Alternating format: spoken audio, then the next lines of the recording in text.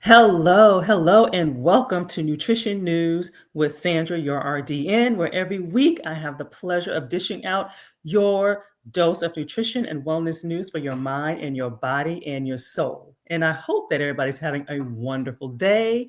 I hope that your week is going good so far. I thank you for tuning in live with me. I have those that join me every single week, and I'm so appreciative of that. And for those who listen to the replay, I am thankful that you take time out of your schedule to tune in and to listen to some nutrition news, some wellness news that will move you forward, you as well as your family. So I do not take it lightly that you all are tuning in and listening. And as you know, I like to have two-way communication. So chime in, say hello, tell me aha moments, ask questions, post comments. I want this to serve as a learning platform for everybody. All right. We are in December. Can you believe it is December? And so the December theme is 'tis the season to be jolly, food galore, because that's really what goes on between December and January. We have food everywhere. And so we're going to kick things off on a little fun note. We're going to talk about juggling family, extended family over the holiday season.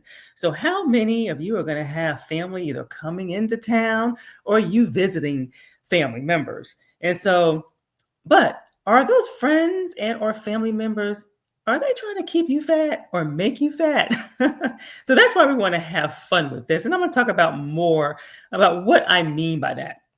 And so I asked the question, are your friends and family trying to make you fat? And it's a loaded question. In many families, food is the glue that bonds everybody together, right? So turning down food or trying to eat less, excuse me, or trying to eat less in many cultures is a sign of disrespect, right? And especially if you're trying to back off or maybe turn down something when somebody who has known you for years are like, wait a minute now, what's wrong with you? You eat this all the time, or you eat more than that. What's going on? So, how do you politely say back off to those you love? Hmm? So, grab some lunch. This is some time for you to take a break, kind of and take a moment for yourself to rejuvenate yourself for the second half of your day. I'm going to share three insights on how to respectfully keep your weight loss health goals intact while you're juggling family, friends, longtime friends during the holiday season. Okay, so that's what we're going to kick things off with. And so, for those who do not know me, my name is Sandra Goltry. I am a registered dietitian. I am a certified personal trainer and your accountability partner. And my mission is simply to show people how to get food to work for them rather than feeling or thinking that food is working against you or as the enemy.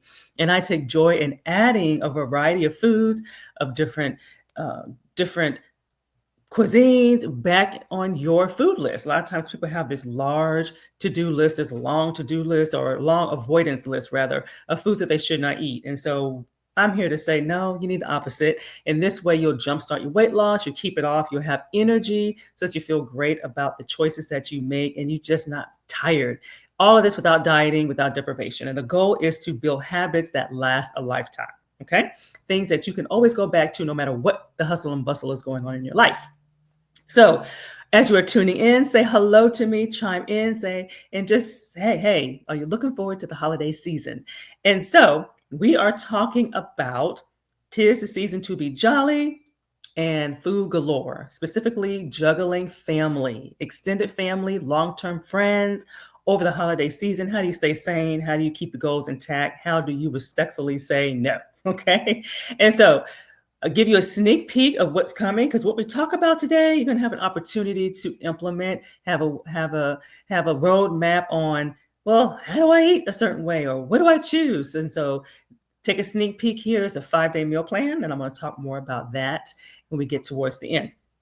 So my question is this topic relatable? Okay. Are there times when you're kind of fearing, how's the family going to react because you decided earlier in the year to make some changes in how you eat or how overall lifestyle changes because you're wanting to improve your health or you're wanting to improve your wellness? Well, now you got to bring the family in on this because the family's coming together for the holidays. So how do you feel? Like, do you feel that your closest friends and family are not as supportive as you would like for them to be? especially since you're trying to change habits for either weight loss or for any other reason? I mean, do you feel like that's kind of giving you a little bit of anxiety? So I talk to a lot of people that say that that does. And so let's jump right on into the topic, okay? All right, so the first question we want to ask is, well, why don't family members or friends instantly just jump on board when you say, hey, I'm trying to lose weight? Why don't they just jump in the bandwagon with you? Why? Why is that? And so while keeping with your weight loss or your health goals on track, many families, like I said earlier, is the glue that bonds people together. So when you turn it down or we try to eat less or we do something different than what our friends and our family are used to seeing, sometimes it's a sign of disrespect or a sign of like, what's wrong with you? You're like, you're too good to, do X, Y, and Z. And this not only makes weight loss difficult any time of the year, but it also managing an existing disease or chronic illness such as high blood pressure, diabetes. It makes that very difficult, okay, if they're not on board because you're kind of feeling that guilt or pressure. And this adds more pressure on those who are trying to take preventative methods, like maybe you're trying to reverse prediabetes.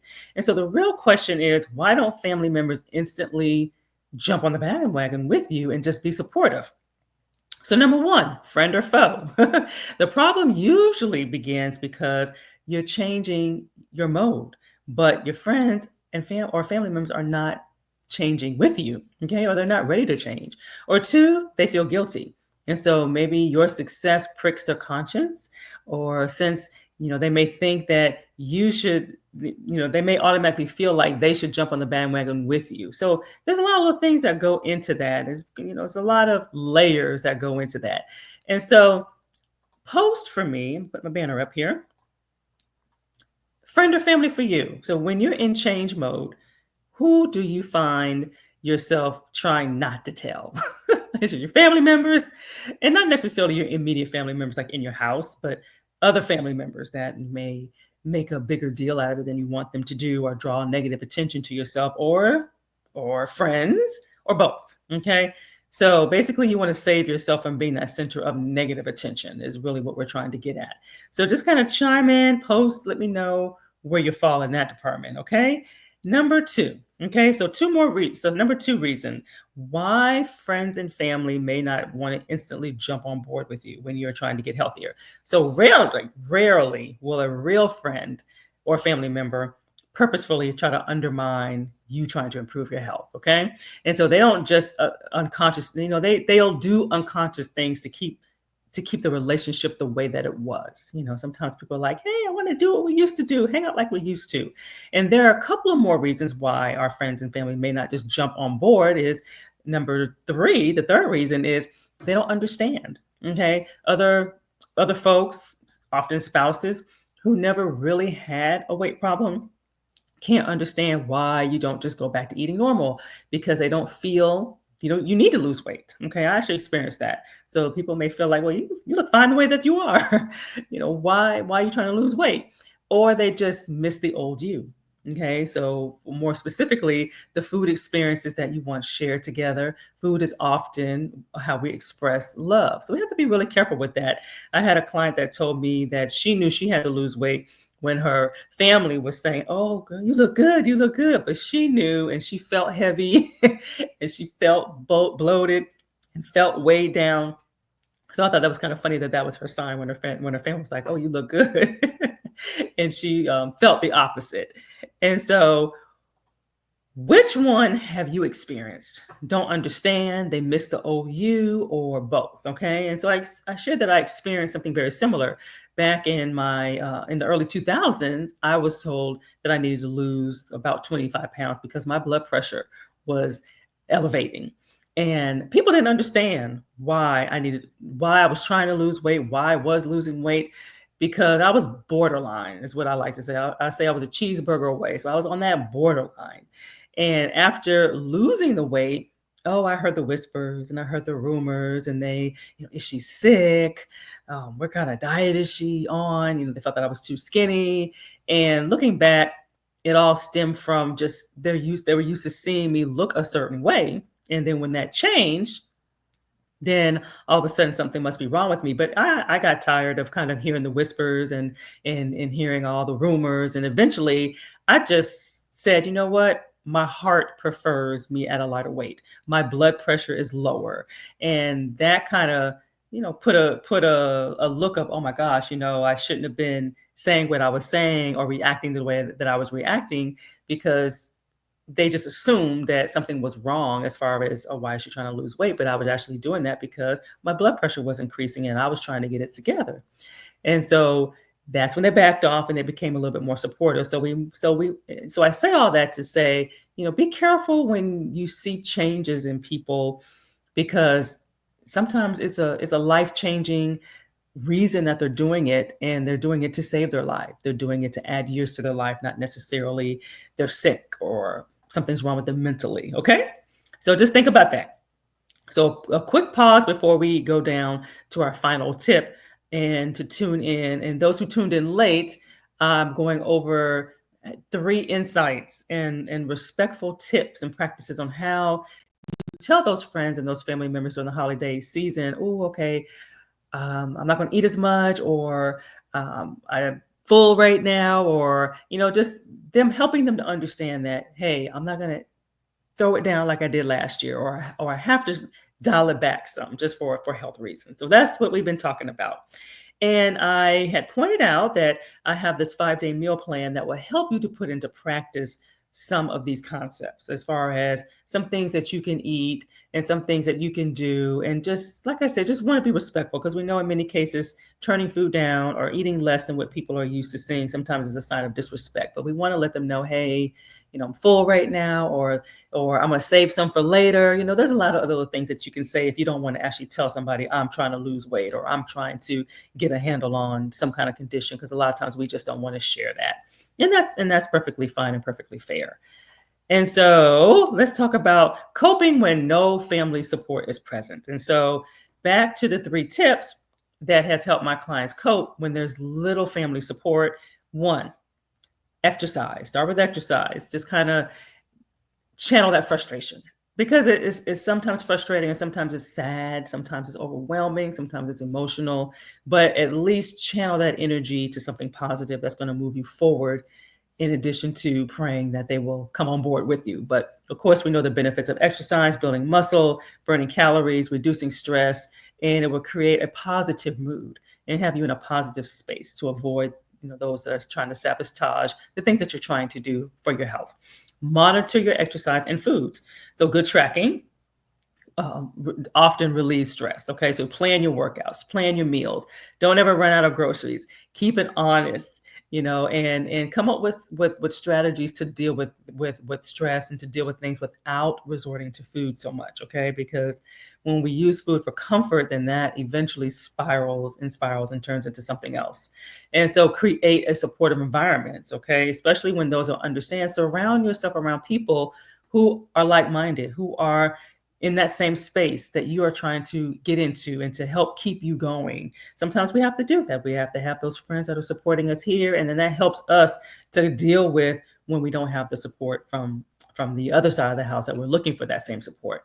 So it's important to ask for help. Okay, we tend to believe that if the people love us, then they'll know what to do, but that's not always true. Okay, whether you write it down or say it, be specific. Hey, I have a situation here. It's not that I'm any better or I'm any different, but I do have a situation here and I'm trying to get a handle on it.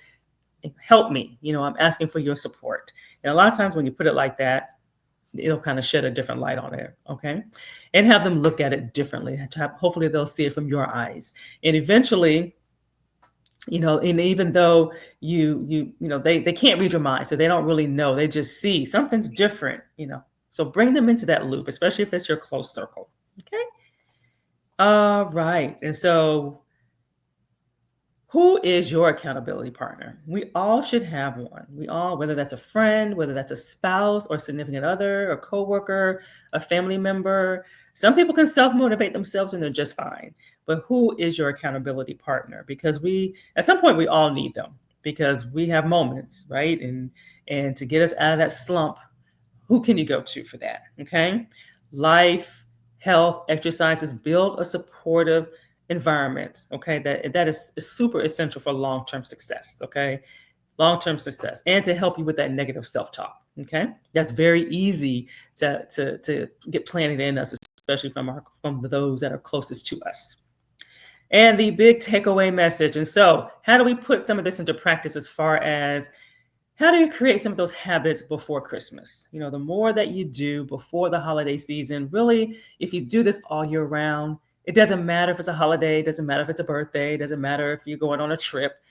If you are always ready, if you stay ready, you don't always have to try to get ready. Okay. 'Cause a lot of times we don't even give ourselves enough time to get ready. So if we stay ready, the 80-20 rule, not perfection, 80-20 rule, then doesn't matter what's going on. You're still gonna, you still got a routine going and you're ready. Okay. And so this is what I was talking about, being excited about sharing about this 5-day meal plan. And I'm going to put the URL back up here, www.actionchoices.com/jumpstart. It's very exciting. It's a free 5-day meal plan. You have meals and snacks, recipes, itemized grocery list, and a prep guide, a meal prep guide. So for those who think that meal prepping is daunting or have not had success with meal planning, this is a great kind of tap your foot into it and to really reap the benefits without the frustration that goes along with it. You don't have to do everything in one night for a whole week. So this is really good because it sets you up and then you'll do a little bit. You know, once you get the initial setup, you may do something on some days. You may have a complete day of leftovers. You may only have to make one meal, but it gives you different alternatives as far as meal prepping. And then you really reap the benefits of it when the unexpected comes up during your week and things happen. You have things cooked, you have things prepared. It's very minimal that you have to do. And that's much less daunting than, oh my gosh, I gotta go shopping, I gotta cook, I gotta do all of this stuff. So it makes you very less vulnerable from eating out. All right. And some of the benefits that you'll experience after 5 days: a surge of energy throughout the day. But think about that 2 to 4. I call that crash and burn time. For some people, is when they come home in the evening. Benefits of eating satisfying meals and keeping those cravings at bay to where you are in control of the cravings versus the cravings controlling you. Wake up feeling refreshed and energized, ready to take on the day because you are fueling your body with that premium gas. And so take advantage of that. It's called Jumpstart Your Weight Loss and to boost your energy levels. And it's awesome. So you'll see a lot of color, you'll see a lot of variety, and hopefully you'll see that it's not about a diet. Okay. I don't believe in diets. Diets don't work. You'll see that this is real food and things that you can enjoy and things that taste good. Okay. All righty. And think you may also use some of these meals on Christmas Day. So a lot of times people make the mistake of not eating anything into the big feast, but you need to eat breakfast. And in some cases, you need to eat lunch, depending on how early your main meal is. But I will go more into that as we go through the weeks of December. And so, but these are some snacks and some meals that you can think about to have that will help to fuel you throughout the day so that you can enjoy your meal without inhaling your meal because you're starving. And so post any questions or comments, aha moments that you have. I enjoyed speaking with you today. This concludes what I have for your weekly dose of nutrition news for your mind, your body, and your soul. I am Sandra, your RDN. Thank you for tuning in. Next week, we will continue on. 'Tis the season to be jolly, food galore. We're going to talk about sweets, sweet delights, and comfort foods. Cave into your cravings, okay?